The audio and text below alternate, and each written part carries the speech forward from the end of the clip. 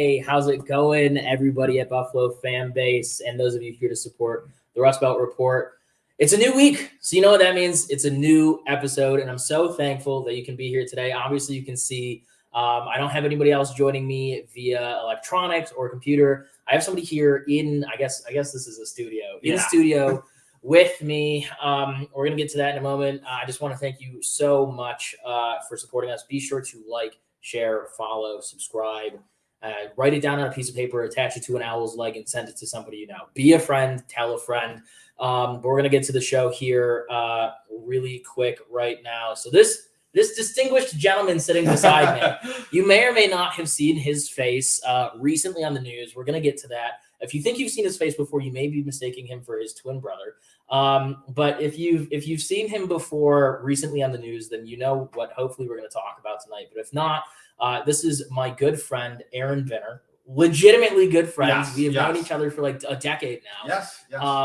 But he is here today in his capacity, both as a friend, but as you can tell by the ticker below and the title of the show, by the exclusive interview tag, he is also here representing the Erie County Sheriff's Office as a reserve deputy. This is my good friend, Aaron Vinner. How you doing, bud? Good, man.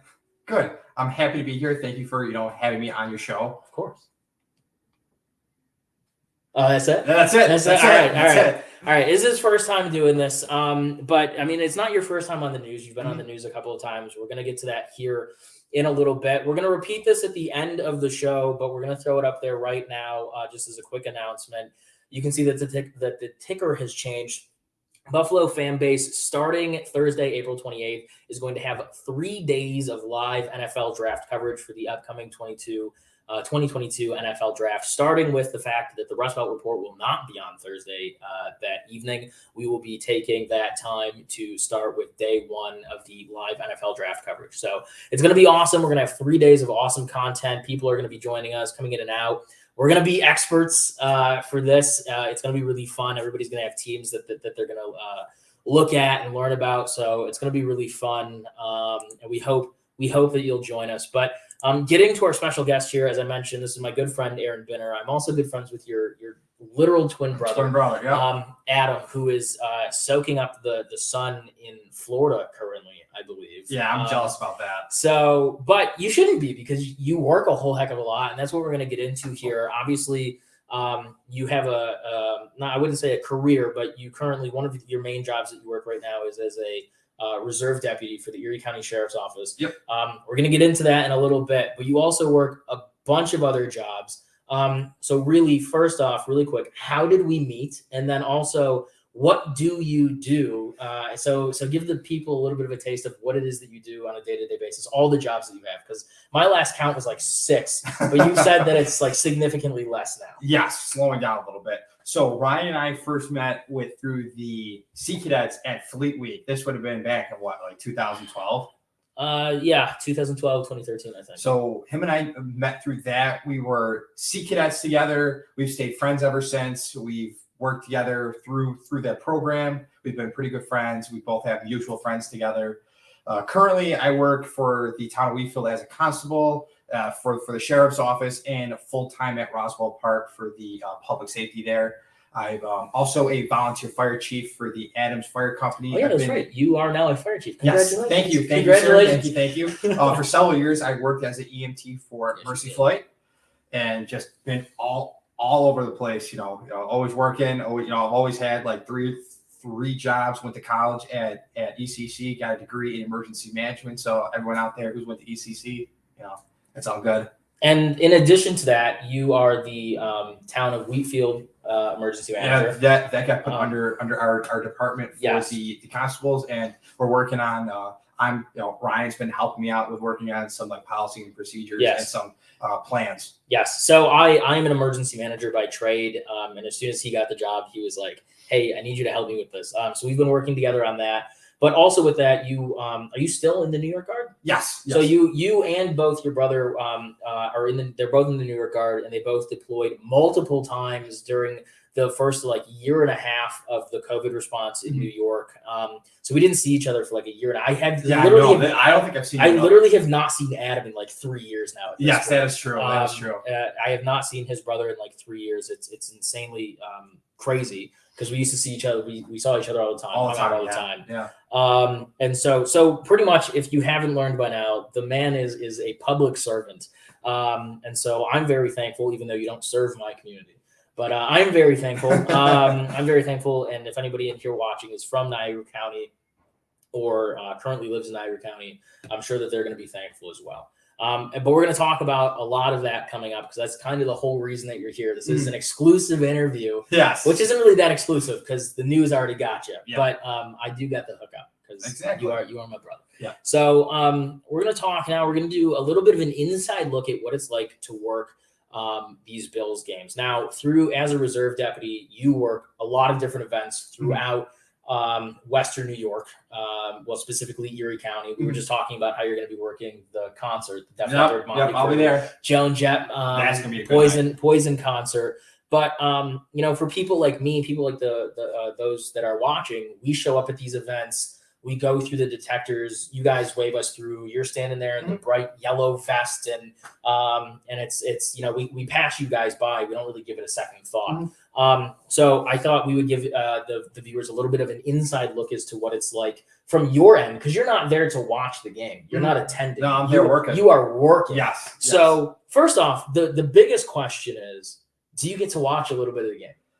Not really. Like No. I would like to, but I'm always working, walking around, Yeah. interacting with all the fans that are there. Giving out like high fives, telling people, "Hey, this is where the bathroom is," and just like really just engaging with the whole fans. Just walk around, trying to make sure everybody's safe. There are people not having like a medical emergency or people having drank too much. I think that's called foreshadowing. Yes, yes, being proactive. Yeah. So that's really cool. So you begin at the gates now. You're all assigned.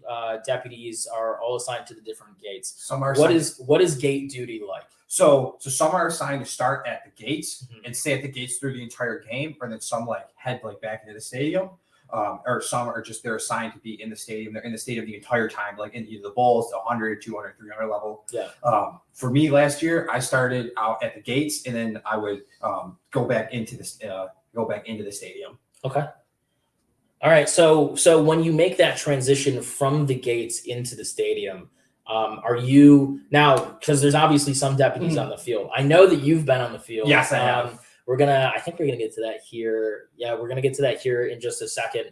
But you've been on the field. What is it like when you're not on the field and you're walking? You're patrolling the stadium. Are you just patrolling and doing what you were saying before, like telling people like this is where the restrooms are? Obviously, responding to medical emergencies. Yes. Again, foreshadowing to what we're going to talk about here in a moment. But so what's it like when you're? Is it just kind of like what you described before? It's kind of like almost like a salmon swimming like upriver. There's 70,000 fans there. Yeah. And you're trying. There's several hundred officers. There's so many people, especially when halftime happens. And then everybody's running for beer, food, and everything like that. Like if there's anything going on, it's really hard to just navigate through the whole crowd. Yeah. So you just get out of the way, start hugging the wall. I go hug a wall. I go find a wall for that. Yeah. So and so then have worked the field before. Now when you're on the field, the sheriff's deputies, I've always noticed. I mean, you guys sometimes in a break and play, the deputies will turn around, try and catch a quick glimpse of the game, something like that. But most of the time you're staring straight up. Now, I would imagine that you have to have kind of I don't want to say a weirder, but a different mindset, because there is a professional sporting event. You're a fan of the team. You've grown up here. You're a fan of the team, but you have to stare at all of us, and we are staring not at you, but past you. Yeah. And you at any moment, your legs could get taken out from behind because an NFL player, like a 200 pound, 300 pound NFL player can come take you. Have you ever been tackled by an NFL player? No, I have not. Not yet. Thankfully. Not. Knock on I have to find some wood real quick. knock on some wood there real quick. But now I know that you have stories of working on the field. So tell us a little bit about that. We'll get into kind of the, I guess, fun part here. What is it like working the field? Is it always crazy, or are there just like specific games? Like if there's a certain team coming in, are you guys like, oh, okay, it's gonna get super crazy, or is it just be prepared for anything at any time? Pretty much just like be prepared the entire time. There's like anything can happen. Sometimes they'll say like, oh, hey, there's a fan that's passed out. Maybe they had too much to drink, or hey, there's a fight. People are pushing and shoving each other. Sometimes that happens. But what's like really amazing is I was on the field at the end of the fourth quarter, the last like 2-ish minute mark for the Atlanta game, and you're looking up at all the fans. Yeah, we're about to clinch, the AFC East title. You're just looking up and you just see all the fans just screaming and cheering on the Bills, and it is an amazing feeling just to see all that. Yeah. And especially you got Josh Allen like 20 feet behind you. You'd be like you try to like stare up, and you're like, oh, that's so cool. Like looking behind you, like there's the entire Bills home team, and that was pretty cool. Yeah. But you have tackled people that have run to the field. Yes, I have. Yes, I think that's everybody. That's like part of the reason. It's like when you go to a game or you go to a concert, because I've been to concerts, I've been to political events, like large, massive political events where people get tackled. What is that like for you? Because this isn't like you're out on patrol because you're a constable. You work with the sheriff's department. This isn't like you're out on patrol and you're chasing a suspect. This is you have 70,000 people watching you do this. They've been watching professional football players run after each other for 2-3 hours, and now you have to go chase a cold, cannot feel anything anymore, drunken fan across the field. What's going through your mind in that scenario? Like, what is the mindset and the thoughts? The mindset, you gotta get them. Is just you gotta get them. Gotta get them. And so then, what is there like a specific like? Are you calling deputies and security from different sides? Like, is there a game plan to do it, or is it just chase and somebody? So I don't want to go like too far into like our whole like detail of like how we do everything, but it kind of. You just you're watching the aisles because there's like the little gates, and if somebody like goes to the gate or like they jump over, then you gotta stop them. Like we're not gonna be like completely just running after someone just like falling. You want to like eventually they're gonna stop, and then you're gonna they're gonna take them into custody. But I got 2 at the Atlanta Falcons game, and it is a $10,000 fine, and you are banned from the stadium if you do run on the field. For life. For life, you're banned from the stadium. All right, so unless you want to pay $10,000 and get banned for life, although $10,000 is reportedly half of what the new seat licensings are going to be for the new stadium. So choose either pay $10,000 and be banned for life, or $20,000 for the new seat licenses to get the season tickets, which is an abhorrent amount of money. Like, do you have to pay that like once up front? Like, how's that gonna work? Do you know? I think so. I think it's just once up front, but that's still a lot. Like for Buffalo being like the blue collar city that it is, like that's a lot of money. Like I have a good job. I'm not paying $20,000 for it. So we're gonna get into this here. The whole reason that I always like interviewing. I like interviewing friends because it's a different dynamic. And I also like interviewing people, other sports personalities that do like podcasts and stuff like that. And I like interviewing them about stuff that they don't typically talk about because it makes them like they get out of their comfort zone, but B, it's like something that's really cool. But you specifically are you were recently on the news. This was a couple months ago, obviously at the end of, I think it was the end of last January. Year. Okay, so back in January, there was a day, and I cannot. January 2nd, the Atlanta game? Or was it January 3rd? It might have been the Atlanta game. It wasn't the Atlanta. The Atlanta game was crazy. That was a crazy game. So, but there were a couple of things that happened, and maybe you can obviously you're going to be able to talk about one better than the other because you were present at the one. But I want to start off first with there was a medical emergency in a parking lot. Yes. And a doctor who works with the Erie County Sheriff's SWAT team, Dr. McGee, was able to respond to that one. Yes. Now, do you know?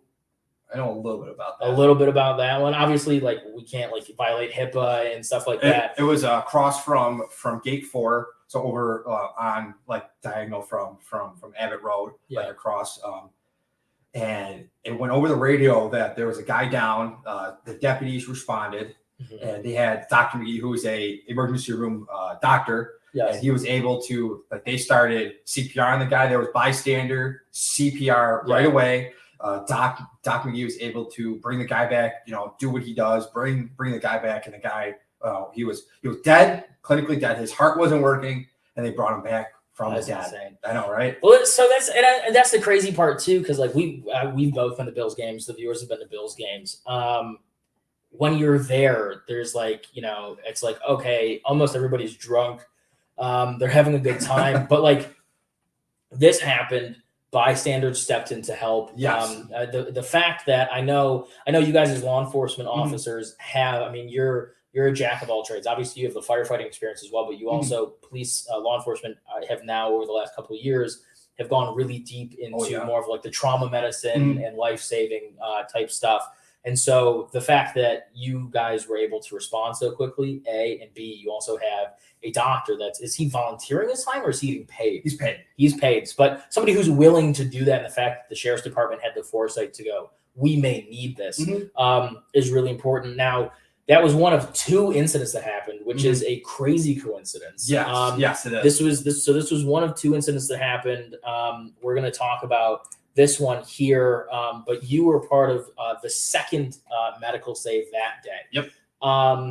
The situation was an individual who was down unconscious in one of the restrooms, and you ended up being assisted by an off-duty federal agent until other first responders could get there. Yep. So let's start off with first, how were you alerted? Was it put out over the radio because somebody else found it, or were you like, did somebody run up and go like, "Hey, somebody's down in the bathroom"? So it kind of started as so I was headed to go use the bathroom. Me and my partner, we used this one that fits over by the suites that are over there in the stadium. And we hear over the radio that the section crew guys that are over a section over, they had a person who was reported down in the bathroom. So we just started like walking over there, and then right as we were maybe like struck by maybe like 50, 100 feet like max. Yeah. So we got there like a couple here seconds. to there. Like it is not a long distance. Yeah, we saw them. So we started like walking over them, and then they're like, "Hey, he's right here." So we open up the door to get in the bathroom. This was like close to halftime. So you got everybody's just rushing the bathrooms. It's hard to get in. So we found the guy, and Mr. Richardson, who was the off-duty federal agent. He's the director of customs out of Buffalo. Oh, really? Yes. Okay.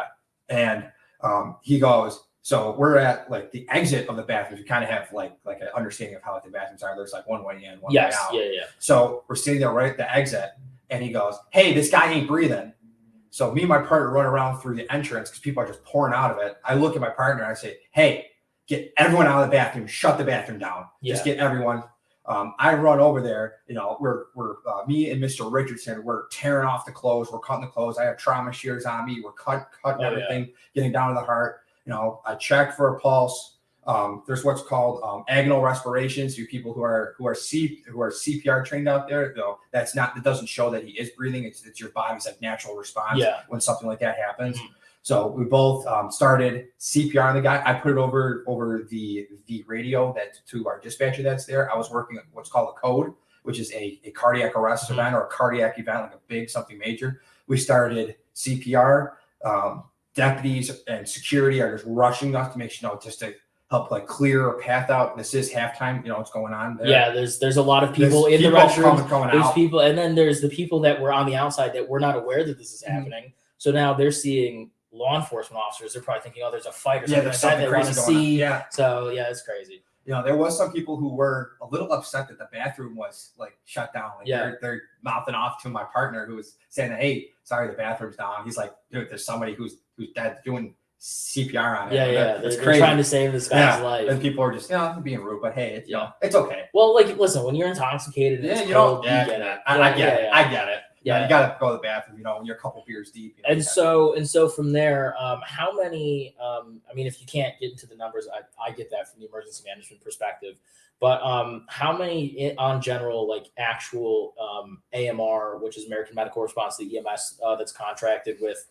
the Bills and the Sabres, how many like EMS units do you guys have on hand or in the area specifically for the Bills game? That I don't know. I don't know specifically how much there is. So, but was AMR able to get there quickly? Oh yeah, quickly. Okay. I say within 3 to 4 minutes they were there. That's crazy. So like the chain of survival, like literally Mr. Richardson saw the guy go down. He caught the guy. Okay. So he caught the guy. He's holding the guy. He's trying to figure out, is this guy okay? he's a law enforcement. Is this somebody who's drunk and passed out, or is this Is it someone who just passed out, or is this something? So we just got to run around. We're assessing him. We're making sure. Okay, he's not breathing adequately. He doesn't have a pulse. We put it over the radio. We have AMR who's coming. The ambulance people are coming. The first medical person to show up was one of the deputy directors for EMS for Erie County. Okay. He got there. He also confirmed that he put over the radio on his side that, hey, we have a cardiac arrest at the stadium. AMR showed up. We're still doing CPR, so making sure his airway's open, just trying to get some air in there. We're just doing the hands only CPR. Yeah.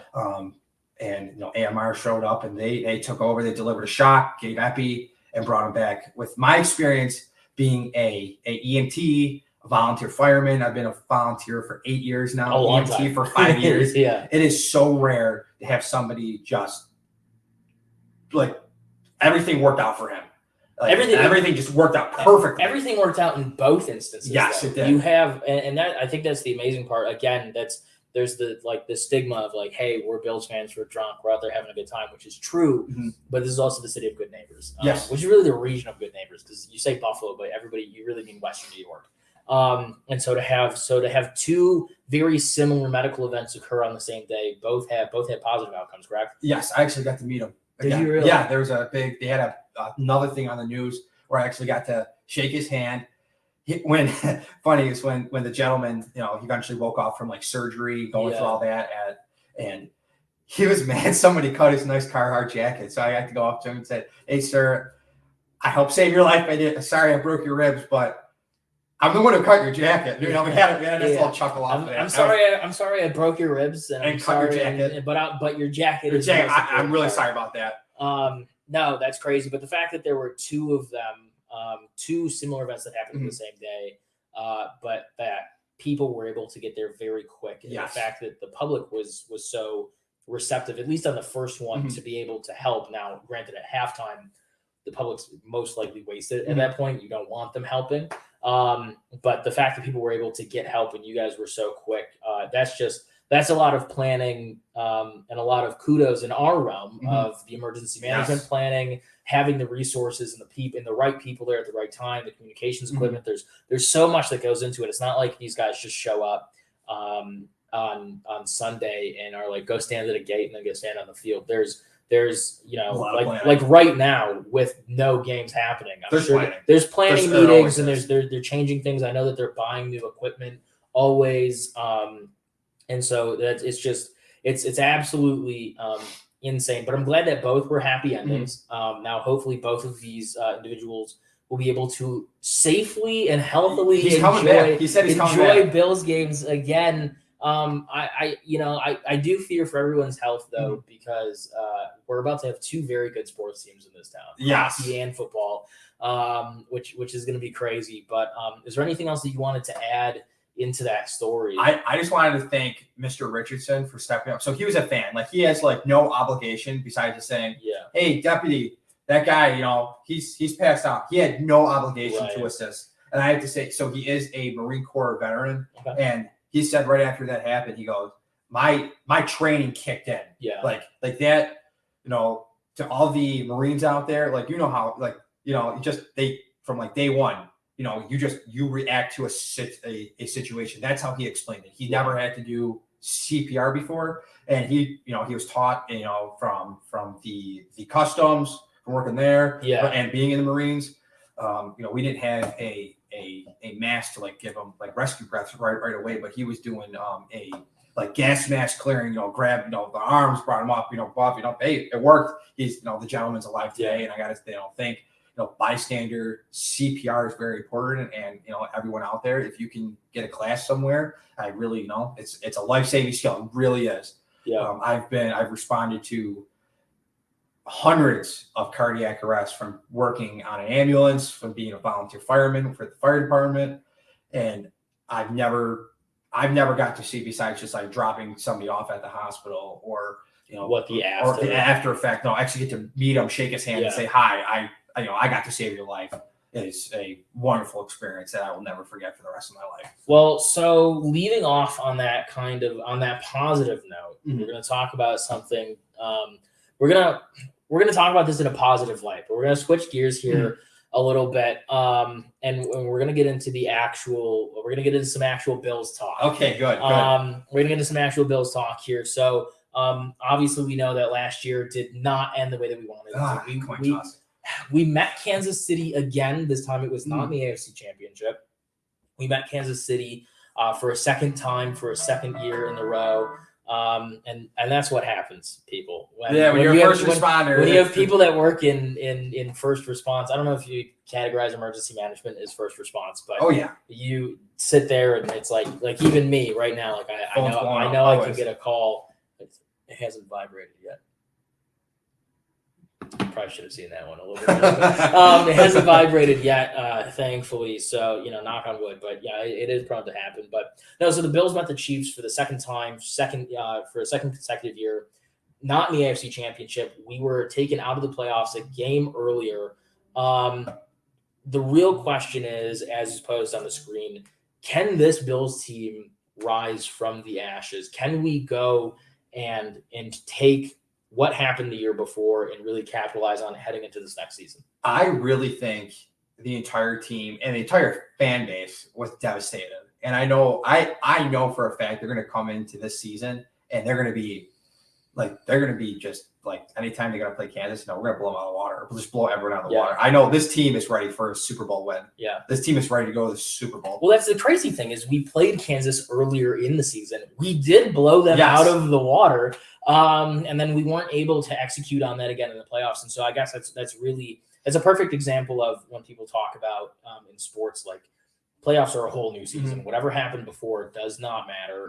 It's a complete, really in the NFL, especially this last year, it was week to week. It was completely week to week season. So seeing that is it was crazy just because we blew them out in the beginning and then we lost in the playoffs. But this is the thing though, man, I'm tired of these just, we're going to learn from this. We're going to learn from this and go forward. I mean, do you think as a Bills fan, I'm not saying that if we don't win that like people should be fired or we should trade like key franchise players out, but is this a year where if you don't at least make the Super Bowl, if not win it, that it's a failed season? In my opinion, I think that if they don't go to the Super Bowl, then it is just like you said, it's going to be a failed season. Do you think last year was? I don't think so. Look at the last 2 minutes of that Kansas City game. Josh Allen and the entire Bills offense drove down the field, scored, brought us back. Did it come down to those last 13 seconds? It did. And then it came down to the coin toss. But now with the whole rule change, I really think that now the Bills have at least another tool if they do lose the coin toss. But that plays both sides. If you win the coin toss, you score, they still have the opportunity to come back and get the ball. It's a double-edged sword, but at least it gives the Bills the opportunity. If that does happen again, we all know Josh Allen is going to just throw that ball with that cannon down the field and score. So I was going to bring up the overtime rule change, and I thank you for bringing it up because I'm one of the seemingly few that does not like. I don't. It's not that I disagree with it, but I don't care about it because we should have never gone to overtime in the first place. You know what I mean? No, we should have. That game was, again, we had beaten Kansas City earlier in the season. The season was good enough and this team was good enough to not have had to have gone to overtime in the first place. So I'm glad that you brought up the overtime and there was a recent rule change that the NFL just passed that both teams do have an opportunity to gain possession of the ball. But really you're doing nothing because if your defense can't stop them when the other team has the ball, then it's the same thing as if your defense couldn't stop them when they had the ball and you didn't get an opportunity. So it's a very catch-22, like you said. It's a two-way street. But going ahead and looking ahead to this season, obviously there are some key additions. We haven't been able to. We're 2 years out from a Stephon Diggs extension, but we were able to definitely improve the offensive line this year. Obviously, we don't know what's going to happen heading into the NFL draft. And for those of you that are just joining us now, or we're not in the beginning, you can see I changed the ticker at the bottom to reflect the fact that we're going to have 3 days of live 2022 NFL draft coverage starting Thursday, April 28th, right here on what would be the Rust Belt Report, but it's going to be a special 3-day live edition of Buffalo fan base. So we hope that you'll join us for that. But we don't know what's going to happen with the draft. They could bring in more offensive linemen. We know that they went after one in Roger Saffold in free agency. But on the defensive side of the ball, even though we were the number one defense in the NFL last year, we brought in Von Miller, who has been compared to Buffalo great and legend and part of our 4 consecutive Super Bowl losing team, Bruce Smith. From the jump, he's been compared to that guy. I think he's going to be great. I bought the jersey. Already? I already ordered the jersey, but it won't be until like July. Everyone's buying them. Yeah. But so we bring in, we improve the offensive line. We obviously did lose Cole Beasley, but we were able to bring in a new wide receiver. But a lot of people still want to see upgrades to the running back room. And a lot of people still want more wide receivers brought in. They want some more offensive line depth. But then we were able to add people, like I said, like Von Miller on the defensive side of the ball. And who knows, they may not be done just yet. So looking ahead, what are as a fan, what is your realistic expectation for this team? Are you expecting them to win a Super Bowl? I am, but we can't win a Super Bowl if we're having Jacksonville games when we're kicking field goals. Yeah, we can't have games like that. We cannot be a Super Bowl team if we're playing games like that. Now, would you put that on the team, or were you putting that on like the offensive coordinator, or were you just putting that squarely on? I'm gonna have to put that on the coach himself, because he's in charge of the whole team. The players play, but he's calling the shots. Unfortunately, it lands on him. Yeah. If we win or lose, I think unfortunately it does land on him. Well, I know, somebody that we both admire and respect, former Admiral McRaven, commander of the Navy SEALs, and a whole host of other commands in the Navy and the United States military. One of his biggest things was he always hated, as the leader, like calling in on the guys and checking in and getting like a status update, because he's like, these are the guys that are doing the job. They hate hearing from the boss. Yep. But this is completely different. You're talking about too, and I know that we compare, especially football, but sports, we compare it to war and to battle. Mm-hmm.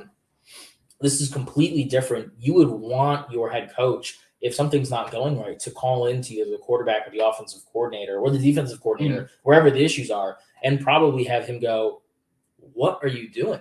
Yeah. Change this up. Like, we cannot, like, they shouldn't be able to go in with one like game plan and stick to it at the end, and then at the end go, we probably should have changed it or had it different, and had no changes been made. Yeah, like look at like Peyton Manning. Like, I'm not trying to like Monday morning quarterback Josh Allen and his offense, but look at like at Peyton Manning. He was able to call one of those like audibles. Like, anytime he saw something, he was so smart about playing the game. Was like, nope, we're gonna change up the play now. I think Josh Allen is going to another season. He has all this experience behind him. I think he's gonna have to like pick up on that. Maybe that's like a new tool that he could use. Maybe calling different plays. Yeah. I'm not a quarterback. I don't play for the Bills. Maybe that's something in like the future they can focus on. Well, so I know that he does call some audibles, but what a lot of Bills fans really want to see is they want to see him to have more autonomy and have more leverage to be able to do that. But a lot of people want a return to a K-gun style offense from the 90s, where it's very quick decision making, et cetera, et cetera. And that's largely on trusting your quarterback to go in there and go, hey, this is the play, let's do it, let's hurry up. So would you like to see something like that return? A, but B, are you confident that Josh Allen can execute that? Really, are you confident the whole offense can execute that? Because the whole offense has to be able to. I think if the offensive line can get some like more like improvement, like Josh Allen like can't be taking sacks. Like, look at Tom Brady. Like, he has like an amazing like offensive line around him. Yeah. He doesn't get hit. Yeah, and it gives him like that time to maybe find an option downfield to pass to. Do I think they can do it? Yes. It's going to be very, very like athletic for them. It's going to be tough, but I think they can do it. And well, come on, Bills by a billion. We want to see like those like high scoring games, right? Yeah, we absolutely do. Bills by a billion. I want to thank you, man. so much for joining me. This has been awesome. I know. We're gonna go hang out. I haven't seen my buddy in like in what a year? year, A year? 2 years. 2 years. So we're gonna go hang out. Have you had dinner yet? I did. Nah, I have not. Do you want to go out? We can go out. I'll go grab a drink. That's fine. All right, whatever. Awesome. We're going to go hang out, but before we go, we just wanted to throw this up there, and I'm actually going to change the ticker as well. If you haven't heard me say it yet, you're going to hear me say it now. Live 2022, 3 days. 1, 2, 3 days of live 2022 NFL draft coverage, covering not just the Bills, but the entirety of the NFL draft. I'm going to put on a suit. I don't know what everybody else is wearing, but I'm going to put on a suit. I'm going to be like an expert. I'm going to have my mic. I'm going to be hanging out here. We're going to have draft board with I'll put up a whole draft board. It'll be awesome, but we'll do, we're going to have 3 days of live 2022 NFL draft coverage right here on Buffalo Fan Base. So again, be a friend. Tell a friend. Thank you guys so much for watching this episode, this live episode of the Rust Belt Report. Aaron, Bud, thank you again for joining me. Maybe we'll have you on it again in the future. You're pretty good at this. Thank you. Pretty good at this. So we will see you guys again. Thank you so much for tuning into this episode. And again, I better see you guys at the live draft coverage because it's going to be a fun time. Go Bills. Go Bills.